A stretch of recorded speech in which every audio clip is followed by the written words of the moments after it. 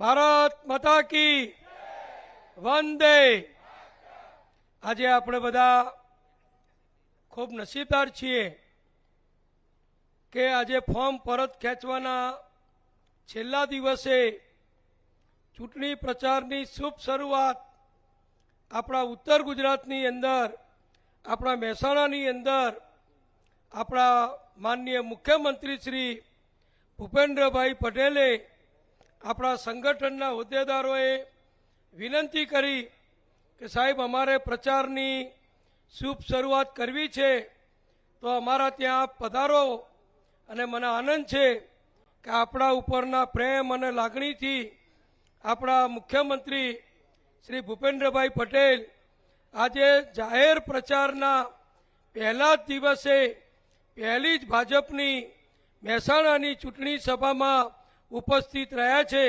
એવા માનનીય મુખ્યમંત્રીશ્રીનું આપણા સૌ વતી હું ખૂબ ખૂબ હાર્દિક સ્વાગત કરું છું। સાથે ઉપસ્થિત આપણા જિલ્લાના પ્રભારી મંત્રી ભાઈ શ્રી પ્રવીણભાઈ માળી, જેઓ ડીસાના વતની છે અને ડીસામાં પણ એમણે ખૂબ સુંદર આયોજન કર્યું છે, બનાસકાંઠા જિલ્લામાં સુંદર આયોજન કર્યું છે। એવા મંત્રી શ્રી પ્રવીણભાઈ, અહીંયા ઉપસ્થિત આપણા જિલ્લાના પ્રમુખ ભાઈ શ્રી ગિરીશભાઈ રાજગોર, જેમણે સતત 10 દિવસ સુધી ઉમેદવારોની પસંદગીમાં ખૂબ જહેમત અને ખૂબ મહેનત કરી છે। એવા ગિરીશભાઈ આપણા સંગઠનના પ્રભારી અને વડોદરાના પૂર્વ મેયર અને સયાજીરાવ યુનિવર્સિટીમાં પ્રોફેસર, છેલ્લા 20 દિવસથી સતત આપણી સાથે છે। એવા પ્રભારી સંગઠન શ્રી ભરતભાઈ ડાંગર, આપણા પાર્લામેન્ટરી બોર્ડના મારી સાથે સભ્ય એવા શ્રી નટુજીભાઈ ઠાકોર, અહીંયા ઉપસ્થિત આપણા ધારાસભ્ય શ્રી મુકેશભાઈ, સુખાજીભાઈ, શ્રી રાજુભાઈ ચાવડા, અહીંયા ઉપસ્થિત અન્ય અશોકભાઈ ચૌધરી ડેરીના ચેરમેન શ્રી, મહામંત્રી શ્રી ભગાજીભાઈ, અન્ય હોદ્દેદારશ્રીઓ, જેમનું માનનીય મુખ્યમંત્રીશ્રીએ સ્વાગત કર્યું। આમ તો નસીબદાર કહેવાઓ કે પહેલી જ સભા અને પહેલા જ દિવસે હજુ તો 3 વાગે તમે બિનહરીફ જાહેર થયા છો। એવા કડીના ચૂંટાયેલા 28 નગરપાલિકાના સભ્યશ્રીઓ, 2 વાગ્યા સુધી તમે બધા ઉમેદવાર હતા, હવે કોર્પોરેટર બની ગયા। એવા સૌને અભિનંદન આપું છું।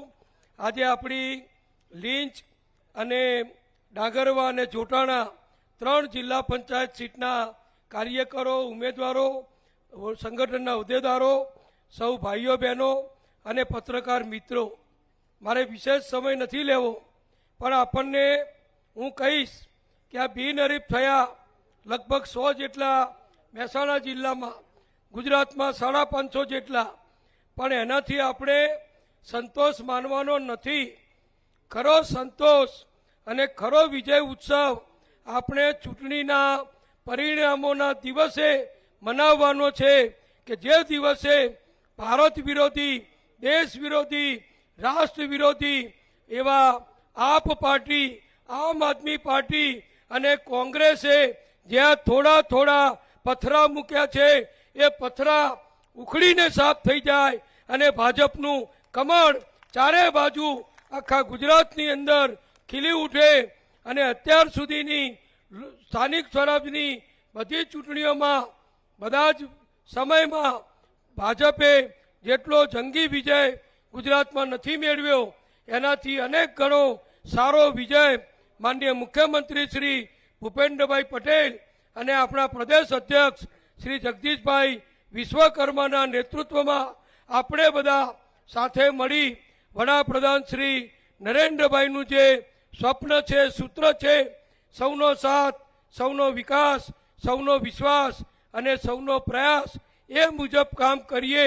નાના મોટા મતભેદ હોય તો ભૂલી જઈએ, પણ જે પણ ઉમેદવાર પાર્લામેન્ટરી બોર્ડે પક્ષે આપ્યા છે એમને સ્વીકારી લઈએ, એમને સહયોગ આપીએ અને બધાને જિલ્લા પંચાયત, તાલુકા પંચાયત કે નગરપાલિકા અને હવે તો આપણી મહેસાણાની પણ મહાનગરપાલિકા બની છે, એમાં બધા જ ઉમેદવારો ભાજપના જીતે અને વિજય સરઘસ જ્યારે ચૂંટણીના દિવસે આપણે કાઢીએ ત્યારે આજે જેમ બિનહરીફનું અહીંયા આપણે સન્માન મુખ્યમંત્રીશ્રીએ કર્યું એમ એ વખતે ભાજપના 100% જીતેલા ઉમેદવારોનું મુખ્યમંત્રીશ્રી સન્માન કરવા આપણે ત્યાં આવે એવી આપણે આશા રાખીએ.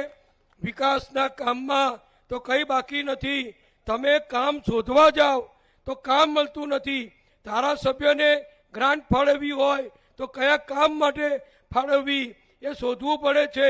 સંસદ સભ્યોને ગ્રાન્ટ ફાળવવી હોય તો કયા વિકાસના કામ માટે ગ્રાન્ટ ફાળવવી એ શોધવું પડે. મારે તમને કંઈ કહેવું નથી. ચારે બાજુ નજર મારો. આપણો મહેસાણાથી છેક અડાલજ સુધીના હાઈવે જે ઘણી મહેનત કર્યા પછી આપણા ધારાસભ્ય સંગઠને માન્ય ભૂપેન્દ્રભાઈ મુખ્યમંત્રીશ્રી દ્વારા જે 8 લાઇનનો મંજૂર કરાવ્યો, ગુજરાતનો પહોળામાં પહોળો હાઈવે, વધુમાં વધુ ઓવરબ્રિજ વાળો, વધુમાં વધુ અંડરબ્રિજ વાળો હાઈવે જ્યારે મહેસાણાનો પૂર્ણ થશે ત્યારે ટ્રાફિકની કોઈ સમસ્યા નહીં રહે. ધંધા, રોજગાર, ઉદ્યોગ, ખેતી, વીજળી, નર્મદાનું પાણી, સુજલામ સુફલામનું પાણી, તમને જે યાદ આવે એ બધું આપણી ભાજપની માનનીય વડાપ્રધાન નરેન્દ્રભાઈની સરકારે અને માનનીય મુખ્યમંત્રી ભૂપેન્દ્રભાઈની સરકારે જ્યારે આપણને આપ્યું છે ત્યારે એનું વળતર આપવાનો આપણે સમય પાકી ગયો છે. તો હું આશા રાખું કે કોઈને કંઈ કહેવું પડે નહીં અને તાલુકા પંચાયત, જિલ્લા પંચાયત, નગરપાલિકા અને મહેસાણા નગરપાલિકા બધામાં ભાજપના ઉમેદવારોનો જંગી બહુમતીથી વિજય થાય અને આખા ગુજરાતમાં મહેસાણા જિલ્લાનું નામ ગૌરવવંતું થાય એવી શુભેચ્છા સાથે આપ સૌને આભાર. અસ્તુ. ભારત માતા કી જય. ખૂબ ખૂબ આભાર માનનીય પૂર્વ નાયબ મુખ્યમંત્રી.